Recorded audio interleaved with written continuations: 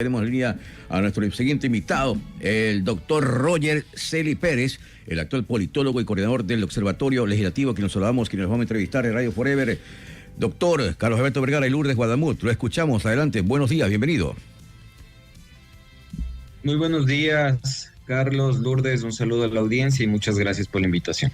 Un gusto, doctor, saludarlo hoy, jueves 6 de noviembre, bueno, a pocos días de ir a las urnas, 7 y 6 de la mañana, justamente.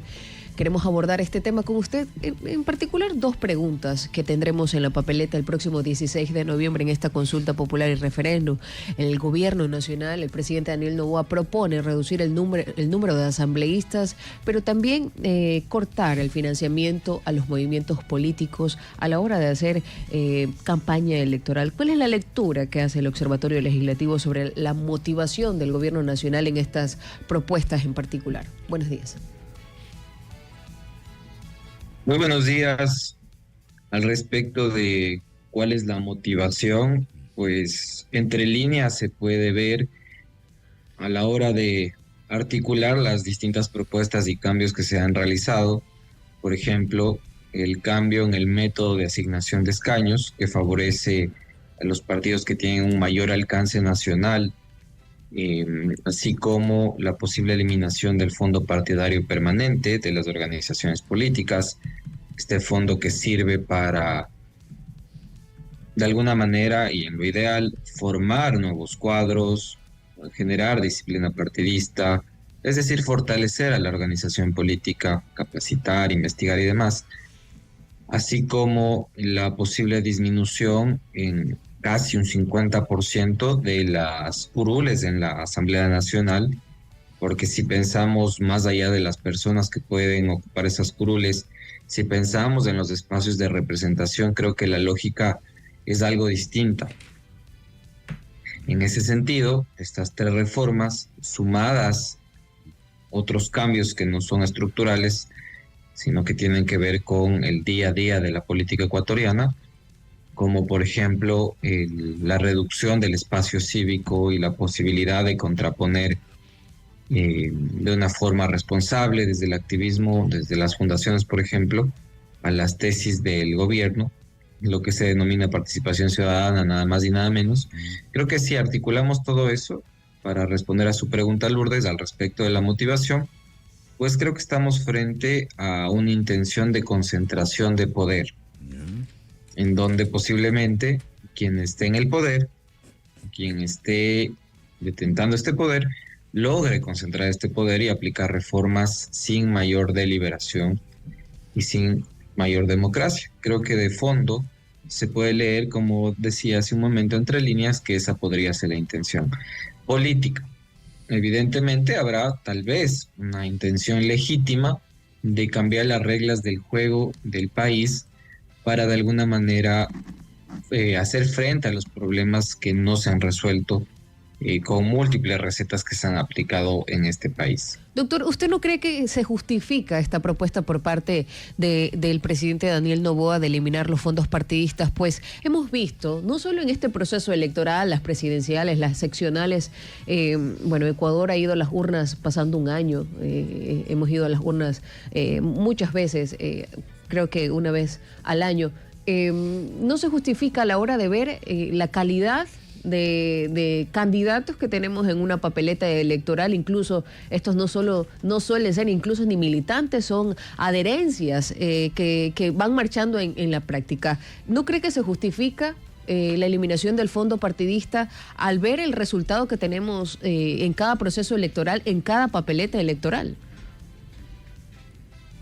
A ver, si el tema tiene que ver con justificar una decisión de recorte y reducción, y si trasladamos esa lógica a otras instituciones del Estado que tampoco dan un buen resultado, han funcionado bien, pues pensemos también en recortar fondos y recortar la estructura de la justicia, por ejemplo. Pensemos en recortar al propio Ejecutivo. Pensemos en recortar todo lo que se pueda, porque aparentemente al reducir se mejora calidad. Esa es la relación que propone el gobierno nacional, una relación de causa-efecto. Al reducir, recortar, reducir presupuesto, recortar posibilidades, personas, posiblemente eso mejora la calidad. Esa es la propuesta que nos dan y habrá que esperar un tiempo para ver si es que efectivamente eso da algún resultado.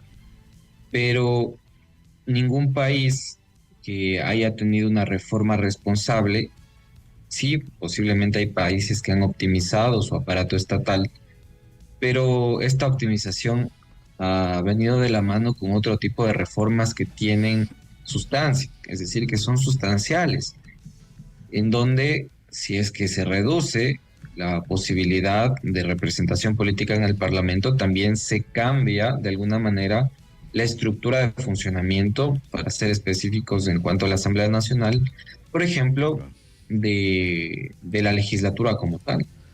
Bien. Una legislatura bicameral posiblemente sea importante discutir en un contexto de una posible constituyente. La posibilidad de que legisladores, si no es que tengan una reelección indefinida, tengan la posibilidad de estar más de 2 periodos. La posibilidad también que haya una carrera legislativa de los funcionarios que trabajan en la Asamblea Nacional. La posibilidad, por ejemplo, de regular el transfugismo político, el camisetazo. Esas reformas que son sustantivas, pues no se están hablando, no se están proponiendo. Lo que se propone es la vía más express y que tiene posiblemente mayor aceptación ciudadana, que es reducir al mínimo posible la posibilidad de participación política. Pero insisto, esa es una medida que, si es que no viene acompañada de otras reformas, posiblemente no tenga efectividad y sea todo lo contrario, en donde, por ejemplo, las mujeres que han trabajado desde el ámbito político para tener una mayor representación en el Parlamento, posiblemente su participación sea muy debilitada, porque habrán provincias con solo una curul que evidentemente, como es costumbre en nuestras organizaciones políticas, pondrán como cabeza de lista a un hombre.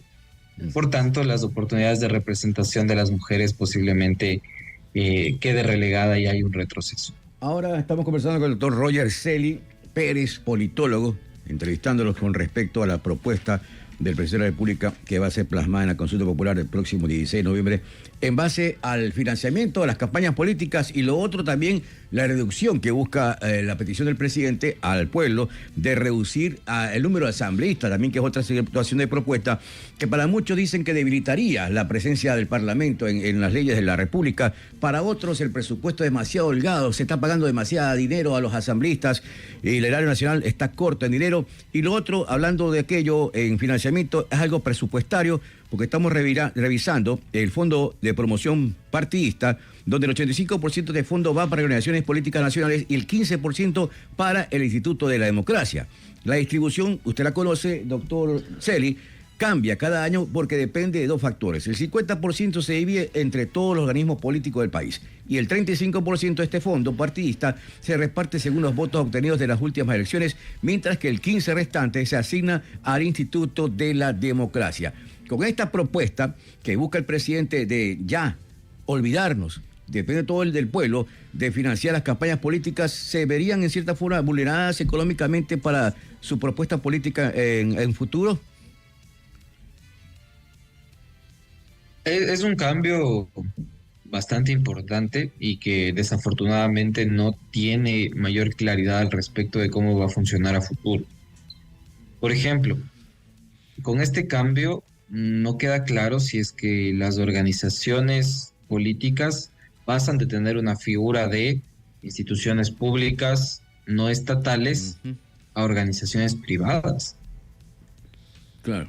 Es un cambio fundamental, porque se entiende que los recursos para financiar, no la campaña, porque ese fondo no se va a cambiar, es decir, para promover en el marco de unas elecciones su propuesta, eso no se va a topar, pero el fondo partidario permanente, ese fondo que permite a las organizaciones políticas funcionar, vendría solo de aportes privados. Por tanto, la gran pregunta para la propuesta y para el legislador que posiblemente tenga que regular este cambio en las leyes es ahora tendremos organizaciones políticas privadas, en primer lugar.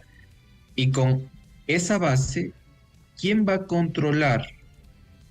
Porque no se plantea un organismo de control, el funcionamiento de estas organizaciones políticas que tendrían un carácter privado, porque ya no sería la Contraloría General del Estado la que vigila los recursos.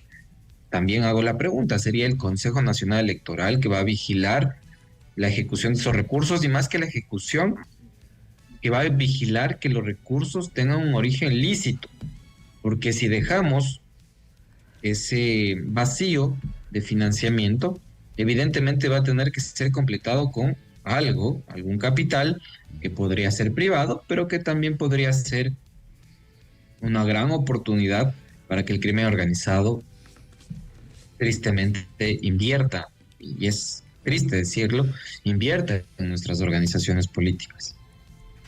Entonces, el tema va más allá de los números, porque si es que el argumento es, Lourdes y Carlos, que nos vamos a ahorrar un dinero como ecuatorianos y como Estado ecuatoriano, pues si hacemos un cálculo muy sencillo en relación al presupuesto general del Estado, lo que vemos es que para la Asamblea Nacional es menos del 1% del presupuesto anual que se destina y mucho menos para el Fondo Partidario Permanente de las organizaciones políticas.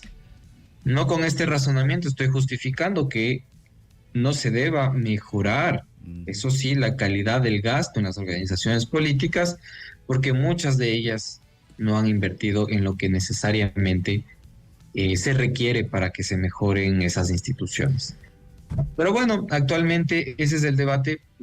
Volviendo, y con esto concluyo, al razonamiento inicial, parece ser que la motivación, como decía Lourdes, como preguntaba más bien Lourdes, es concentrar poder, tener un gobierno en este caso, porque el Estado como tal no va a ser más fuerte, un gobierno más fuerte que pueda implementar reformas. Ahora, eso es más o menos darle, como se ha dicho en estas semanas, un cheque en blanco a quien está en el poder a ver si es que la fórmula resulta, pero no necesariamente tenemos una garantía. Bien, es el doctor Roger Celi Pérez, politólogo y coordinador del Observatorio Legislativo, y sobre todo estas dos preguntas, analizando estas dos preguntas que tendremos en el referéndum y la consulta popular del próximo 16 de noviembre, eliminar el fondo de promoción partidista y también reducir el número de asambleístas. Es su análisis. Doctor, agradecerle por estar aquí en los micrófonos de Radio Forever. Será hasta una próxima ocasión.